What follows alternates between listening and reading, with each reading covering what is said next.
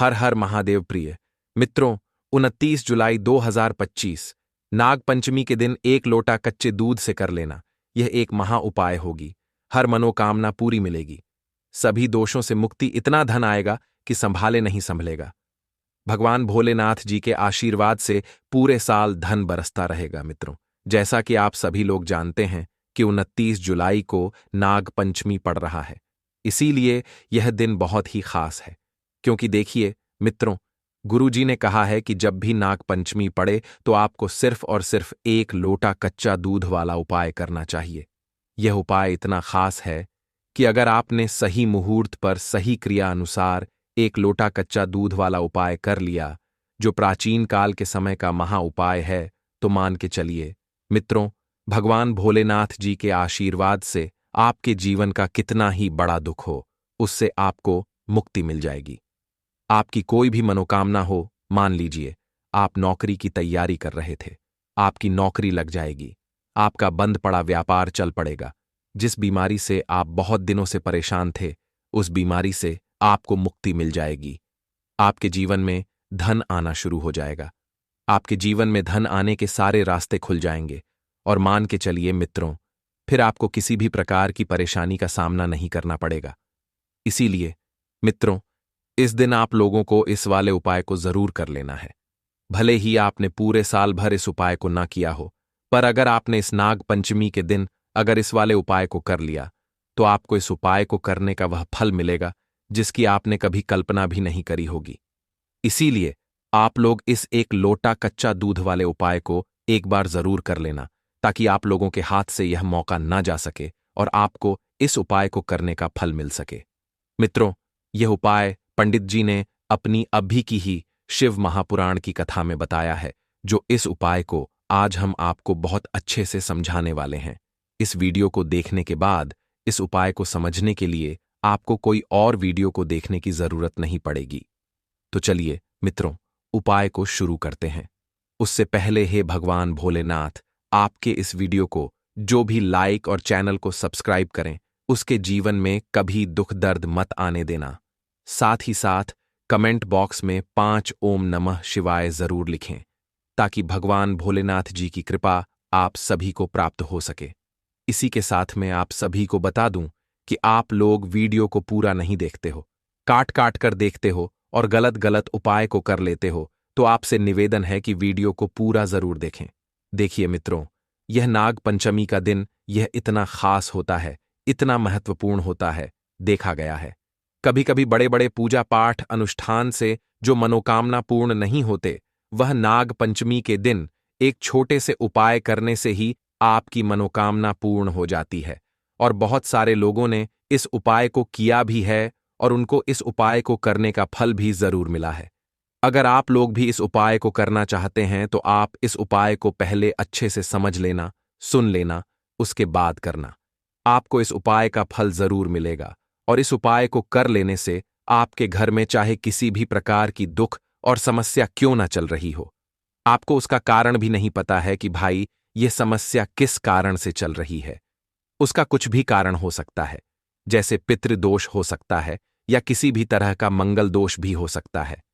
तो इस दिन आप लोगों को यह वाला उपाय कर लेना है। ये एक ऐसा उपाय है जिस उपाय को अगर किसी विशेष दिन पर किया जाए तो भाई उस विशेष दिन का जो है वह तो हमें मिलता ही मिलता है। पर हमने उस दिन पर इस एक लोटा कच्चा दूध वाले उपाय को किया है तो हमें उससे भी बड़ा फल मिलता है, और फल बहुत जल्दी मिलता है, क्योंकि आप इस उपाय को बहुत ही बड़े और विशेष दिन पर कर रहे हो। तो चलिए अब उपाय के बारे में बात करते हैं, लेकिन उससे पहले आप लोगों को यह जानना आवश्यक है कि आखिर यह उपाय किस समय करना है, किसको करना है और कैसे करना है। तो चलिए हम आगे आपको वीडियो में एक एक करके बता देते हैं। तो मित्रों, इस एक लोटा कच्चा दूध वाले उपाय को हमें इस नाग पंचमी के दिन कैसे करना है, किसको करना है, किस समय करना है और कहां पर करना है, यह सारे सवालों के जवाब आपको इस वीडियो में मिल जाएंगे। और जो ये वीडियो देखेगा भाई, उसको एक लोटा कच्चा दूध वाला उपाय जरूर करना चाहिए, क्योंकि इस दिन शत्रुओं और किसी भी दोष, किसी भी बीमारी से मुक्ति पाने के लिए एक लोटा कच्चा दूध का बहुत ही बड़ा और विशेष महत्व होता है। और जब बात आ जाए एक लोटा कच्चा दूध की, तो यह सोने पर सुहागा वाली बात हो जाती है और यह एक बहुत ही बड़ा उपाय हो जाता है। अब मित्रों, इस एक लौटा कच्चा दूध वाले उपाय को आखिर करना किसको है? सबसे पहले हम लोग वह बात जान लेते हैं। तो देखो, घर की जो बड़ी माताएं बहनें होती हैं, उन माताओं बहनों में से कोई भी एक बड़ी माता बहन इस वाले उपाय को कर सकती है। और मित्रों, अगर आप चाहे तो अपने घर में से सभी सदस्यों को भी इस उपाय को करवा सकते हैं। अगर किसी व्यक्ति की खुद की कोई मनोकामना है, खुद की कोई दुख और परेशानी है जो कि वह अपने लिए ही करना चाहता है, इस वाले उपाय को तो वह खुद अपने लिए भी कर सकता है। बाकी अगर कोई घर में से ऐसा है जो कि अपने पूरे घर परिवार की सुख और शांति के लिए यह वाला उपाय करना चाहता है, तो भाई वह भी कर सकता है। उसमें भी कोई दिक्कत वाली बात नहीं है। कहने का मतलब यह है कि इस उपाय को हर एक सदस्य भी कर सकता है और पूरे घर परिवार के सदस्य के लिए घर की बड़ी माताओं बहनों में से कोई एक माता बहन भी कर सकती है। माताएं बहनें अगर घर में उपस्थित ना हो या वह यह वाला उपाय ना कर पा रही हो, तो फिर घर का कोई बड़ा सदस्य भी इस एक लोटा कच्चा दूध वाले उपाय को कर सकता है। चाहे फिर वह पुरुष ही क्यों ना हो, उसमें कोई भी दिक्कत वाली बात नहीं है। अब मित्रों, एक लोटा कच्चा दूध वाले उपाय को हमें करना कहां पर है? देखो, इस उपाय को हमें मंदिर में ही करना है। बहुत सारे लोग प्रश्न करते हैं, हर एक उपाय को करते समय क्या हम इस उपाय को घर पर या मंदिर में कर सकते हैं? देखो तो, इस वाले उपाय को आप मंदिर पर करोगे तो अच्छा रहेगा। घर में नहीं करना है इस वाले उपाय को उसके बाद में। मित्रों, जो अगला प्रश्न निकल कर आता है वह यह आता है इस उपाय को लेकर कि आखिर इस उपाय को हमें किस समय करना है? सुबह के समय करना है कि शाम के समय करना है? तो देखो, इस वाले उपाय को आप लोग सुबह के समय भी कर सकते हो और शाम के समय प्रदोष काल में भी कर सकते हो। अब अगर आप पूछो कि भाई साहब, सबसे उत्तम समय कौन सा रहेगा इस एक लोटा कच्चा दूध वाले उपाय को करने का, तो हम आपसे बस यही कहेंगे कि इस उपाय को आप शाम के समय करेंगे तो ज्यादा बेहतर होगा, क्योंकि नाग पंचमी का दिन है और इस दिन प्रदोष काल के बहुत महत्व होता है। बाकी अगर सुबह के समय भी करेंगे तो भी अच्छा होगा, उसमें कोई भी दिक्कत वाली बात नहीं है। तो अब मित्रों, जो अगली सबसे बड़ी और महत्वपूर्ण बात आती है वह यह आती है कि सुबह अगर हम उपाय को करेंगे तो हमें कितने बजे से लेकर कितने बजे तक के बीच में करना है, और शाम के समय प्रदोष काल में करेंगे तो हमें कितने बजे से लेकर कितने बजे के बीच में करना है। तो देखो, सुबह जितनी जल्दी हो सके आप उपाय को करने की कोशिश करना। बाकी अगर किसी कारणवश लेट भी हो जाओ, थोड़ी देर भी हो जाए तो देखो, सुबह जितनी जल्दी हो सके आप उपाय को करने की कोशिश करना। बाकी अगर किसी कारणवश लेट भी हो जाओ, थोड़ी देर भी हो जाए, तो 10 या 11 बजे तक भी आप उपाय कर लेना, पर 12 बजे से ज्यादा देरी ना हो। ठीक है, इस बात का ध्यान रखना। उसके बाद में मित्रों, अगर शाम के समय प्रदोष काल की बात करें, प्रदोष काल का जो समय होता है वह शाम के 6 बजे से शुरू हो जाता है। मतलब शाम के 6 बजे से लेकर रात के 7 बजे के बीच का जो समय होता है, यह समय प्रदोष काल का समय होता है। इस उपाय को 7 बजे या 8 बजे के बीच में भी कर सकते हो। मतलब शाम के 6 बजे से रात 8 बजे के बीच में आप कभी भी इस वाले उपाय को कर सकते हो, उसमें कोई भी दिक्कत वाली बात नहीं है। परंतु 29 जुलाई नाग पंचमी के दिन कोशिश करना कि समय के अंतर्गत ही कर लो। किसी कारणवश ना कर पाओ तो थोड़ा देरी से भी कर सकते हो। तो चलिए, अब हम अपने सबसे पहले उपाय की बात कर लेते हैं। तो जिस दिन नाग पंचमी मंगलवार को आती है, वह दिन सिर्फ पूजा का नहीं होता, वह एक पुरानी भूल की क्षमा मांगने का दिन होता है। हम सबके जीवन में कुछ ना कुछ ऐसा जरूर होता है जो हमने सीधे नहीं किया, लेकिन उसकी वजह से किसी ने फुफकार मारी, कोई बात झर बन गई, कोई रिश्ता कट गया, कोई सपना बुझ गया। और यह जो नाग पंचमी है ना, यह उसी पुराने कटाव पर हल्का दूध डालने का दिन है। ना चिल्लाकर ना बताकर, बस चुपचाप। इसके लिए आपको कोई कथा नहीं सुननी, कोई दीपक नहीं जलाना, कोई मंत्र नहीं पढ़ना, सिर्फ सुबह उठना है। उस दिन सूरज थोड़ा तेज निकलता है, गर्मियों जैसा नहीं, लेकिन सावन की नमी से भरा हुआ। आपको सूरज निकलने से पहले उठ जाना है। अगर नींद खुद नहीं टूटे तो गलती आपकी नहीं, लेकिन उस दिन उपाय नहीं करना है। जिस दिन नींद बिना अलार्म के टूटे, उसी दिन को बुलावा मानिए। उठते ही आप बिना किसी से बोले सीधे अपने किचन में जाइए। वहां रखा एक साफ लौटा उठाइए। ध्यान रहे, वह लौटा कोई नया चमकता हुआ ना हो, बल्कि पुराना हो, रोजाना इस्तेमाल होने वाला, क्योंकि उसी में आपकी आदतों की छाया होती है। अब उसमें दूध भरिए, उबला हुआ नहीं, बिल्कुल कच्चा, न ठंडा किया हुआ फ्रिज वाला, न गर्म किया हुआ, जैसे है वैसा ही। दूध डालते हुए मन में एक बार बोलिए, जैसा तू है वैसा ही मैं भी हूं, बिना पकाया, बिना सजा धजा। अब इस लोटे को आप अपने दोनों हाथों में लेकर अपने घर से बाहर निकल जाइए। ना कोई थैली में रखिए, न कपड़े से ढकिए। जैसे कोई अपने हाथ में पानी लिए चलता है, वैसे ही आप जहां भी हैं, गांव, कस्बा, शहर, उस जगह का सबसे पुराना पेड़ या वीराना ढूंढिए। मंदिर जाना जरूरी नहीं है, लेकिन ध्यान रहे वह जगह ऐसी हो जहां आप अकेले हों, कोई आपकी पूजा ना देख रहा हो, ना समझ रहा हो कि आप क्या करने आए हैं। रास्ते में कोई देखे तो भी कुछ मत कहिए, न मुस्कुराइए, न नजरें मिलाइए। आप उस वक्त अपने और नाक के बीच एक चुपचाप का रिश्ता बना रहे होते हैं। अब उस जगह पर पहुंचकर उस पेड़ या जमीन को देखिए गौर से, जैसे कोई पुराना चिट्ठी पढ़ रहा हो, जिसे समझने के लिए शब्द नहीं, सिर्फ मन चाहिए। वहां खड़े होकर 3 गहरी सांस लीजिए और हर बार दूध के लोटे को अपने सीने से थोड़ा और करीब कर लीजिए, जैसे आप कोई गुप्त बात कहना चाहते हो।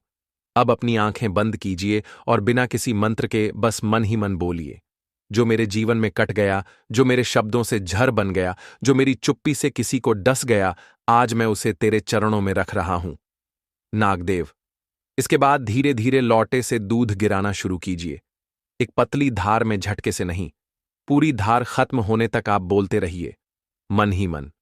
यह तेरे लिए नहीं है, यह उस तकलीफ के लिए है जिसे मैं शब्द नहीं दे पाया। यह उस रिश्ते के लिए है जो मेरी नासमझी से मर गया। यह उस डर के लिए है जो मुझे हर रात डसता है। यह उस दिन के लिए है जब मैंने किसी की बात को झर समझ लिया।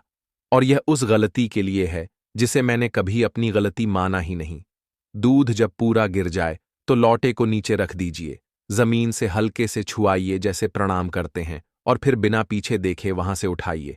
अब जब आप उस जगह से लौट रहे हो जहां आपने दूध अर्पित किया, तो रास्ते में ना तो किसी से बात करनी है, ना कोई फल या प्रसाद खरीदना है, और ना ही किसी की आंखों में आंख डालनी है। रास्ते में आपकी जुबान पर सिर्फ मौन होना चाहिए, लेकिन मन में चल रहा हो, अब कुछ मेरा नहीं है, अब जो भी होगा वह उसके द्वारा तय किया जाएगा। घर लौटकर आपको सबसे पहले जिस लोटे में दूध ले गए थे, उसे देखना है, ध्यान से देखना है। वह अब सिर्फ एक बर्तन नहीं रहा, वह एक साक्ष्य बन चुका है। उसे धोने से पहले आप एक कटोरी पानी में थोड़ा सा नमक मिलाइए और उसमें उस लोटे को 3 बार घुमाइए, जैसे आप कोई चीज ठीक करना चाहते हो। फिर उस पानी को सीधा किसी ऐसे पौधे में डाल दीजिए जो कांटेदार ना हो, तुलसी, मण प्लांट या शीतलपर्ण वाले पौधे में। अब लोटे को साफ पानी से धोकर उसे सूखने के लिए उल्टा करके किसी ऐसे स्थान पर रख दीजिए जहां उस दिन कोई और बर्तन ना रखा गया हो, जैसे छत का कोना, किसी अलमारी के ऊपर का हिस्सा, या आपकी रसोई का सबसे शांत कोना। याद रखिए, उस दिन वह लौटा किसी और उपयोग में नहीं आना चाहिए। यह उसका विश्राम दिन होता है, जब वह आपके जीवन की थकावट को सोख चुका होता है। अब नहा धोकर अपने पूजा स्थान पर जाइए। वहां जाकर एक दिया जलाइए, लेकिन उसमें घी नहीं, सरसों का तेल हो, और बत्ती कोई सूती कपड़े की होनी चाहिए जो आपने खुद घुमाकर बनाई हो। उस दिए को जलाकर आप कोई मंत्र मत पढ़िए, कोई आरती मत कीजिए, बस उसके सामने बैठिए और धीरे धीरे आंखें बंद कीजिए। फिर मन में 5 बातें दोहराइए। पहला, आज मैंने किसी का नुकसान नहीं चाहा। दूसरा, आज मैंने जो किया वह दिखावे के लिए नहीं था। तीसरा, आज मैं किसी और को दोष नहीं दूंगा। चौथा, आज मैं जो मांगूंगा वह सिर्फ भीतर की शांति होगी। पांचवा, आज के बाद मैं हर चीज को स्वीकार करूंगा, चाहे वह जैसी भी हो। अब इस दीपक की लौ को ध्यान से देखिए और एक एक कर अपनी 5 समस्याओं को उसमें झोंकते रहिए। मन ही मन, कोई ऊंची आवाज नहीं, कोई भावुकता नहीं, बस एक शांत संकल्प की तरह, जैसे कोई मां अपने बेटे को दूर भेजते वक्त आंख नहीं दिखाती पर मन से छोड़ देती है। अब आपको इस पूरे उपाय के बाद अगले 3 घंटे तक किसी भी बहस, बातचीत या मांग में शामिल नहीं होना है। अगर कोई कुछ मांगे तो शांत भाव से दीजिए, अगर कोई टोके तो सुनिए लेकिन जवाब नहीं दीजिए। नाग पंचमी का अर्थ ही यही होता है, फन उठाना नहीं, फन समेट लेना। और यह जो आपने दूध चढ़ाया है, ये दूध दरअसल आपके मन की कड़वाहट को ठंडा करता है। अब अगले दिन सुबह जब आप उठे तो सबसे पहले उस लौटे को देखिए जो आपने सूखने रखा था। अगर उसमें कोई बूंद बच गई हो, कोई निशान दिखे, कोई गंध बाकी हो तो समझ जाइए कुछ तो था जो पूरी तरह निकला नहीं। ऐसे में उस लोटे को फिर से 3 बार सामान्य पानी में घुमाइए और उस जल को किसी सूखे पौधे को दीजिए, क्योंकि जो बच गया वह अब किसी और की मिट्टी में उपयोगी बनेगा। अब इस उपाय के बाद आने वाले 7 दिनों तक आपको 5 बातों का ध्यान रखना है। पहली, कोई भी वाद विवाद नहीं करना है, चाहे कितना भी सही क्यों ना हो। दूसरी, कोई भी पुरानी बात दोहरानी नहीं है, खासकर वह जो आपको दुखी करती हो। तीसरी, किसी भी जहरीली भाषा से बचना है, जैसे कटाक्ष, ताना, व्यंग्य, यह शब्द भी नाग होते हैं। चौथी, किसी भी जरूरतमंद को मना नहीं करना, चाहे वह मदद छोटी हो या बड़ी, यह नागदेव को अर्पण का दूसरा रूप होता है। पांचवी, इस उपाय के बारे में किसी से बात नहीं करनी है, क्योंकि जो बताया जाता है वह कमजोर हो जाता है। और अगर आने वाले दिनों में आपको कोई सपना दिखे जिसमें सांप हो या कोई नदी में बहता हुआ लौटा या दूध छलकता हुआ दिखे तो घबराइए मत। यह संकेत है कि आपका संदेश मिल गया है। और हां, अगर कोई पुराना शत्रु खुद ब खुद आपसे माफी मांगे या कोई पुराना रिश्ता अचानक शांत हो जाए तो उसे चमत्कार मत कहिए, उसे उत्तर कहिए, क्योंकि जो दूध आपने चढ़ाया था वह केवल जमीन पर नहीं गिरा था, वह आपकी नियति के सिर पर गिरा था। अब यही उपाय आपको हर वर्ष नहीं करना है, बल्कि तब करना है जब नाग पंचमी मंगलवार को पड़े या जब जीवन में लगे कि अब कोई और रास्ता नहीं बचा। यही उपाय उन क्षणों के लिए है जब आपका अपना शब्द भी झर बन गया हो, जब चुप रहना भी काटने लगे और जब दिल करे कि अब सिर्फ शांति चाहिए बिना किसी कीमत के। अब उपाय पूरा हुआ। कोई समापन मंत्र नहीं, कोई आरती नहीं, कोई कथा नहीं। बस अब आपको इतना करना है कि जो सीखा उसे अपनी आदत बना लीजिए, क्योंकि नाग पंचमी का दूध सिर्फ पेड़ की जड़ में नहीं जाता, वह आपके भाग्य की जड़ तक जाता है और वहां से जो कुछ भी निकलेगा वह अब आपके पक्ष में होगा, चाहे वह धीमे आए मगर आएगा जरूर। तो चलिए अब हम अपने अगले उपाय की बात कर लेते हैं। तो आज की इस वीडियो में आप लोगों को नाग पंचमी के दिन वह ऐसी कौन सी 5 गलतियां हैं जो आपको भूलकर भी नहीं करना चाहिए, एवं सावन सोमवार व्रत के दिन आपको क्या खाना चाहिए और क्या नहीं खाना चाहिए, जिससे परिवार में काल सर्प दोष ना लगे, और इस नाग पंचमी व्रत के दिन किए जाने वाले 4 से 5 विशेष उपाय भी बताऊंगा, और आपको इस दिन किन किन बातों का ध्यान रखना है, और इसी के साथ इस महीने आपको कौन से 5 काम करने से बचना चाहिए। यह सारी जानकारी हम आपको इस नाग पंचमी की छोटी सी प्यारी सी वीडियो में देंगे।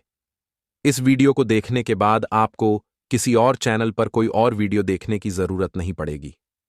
तो चलिए मित्रों, वीडियो में आगे बढ़ते हैं।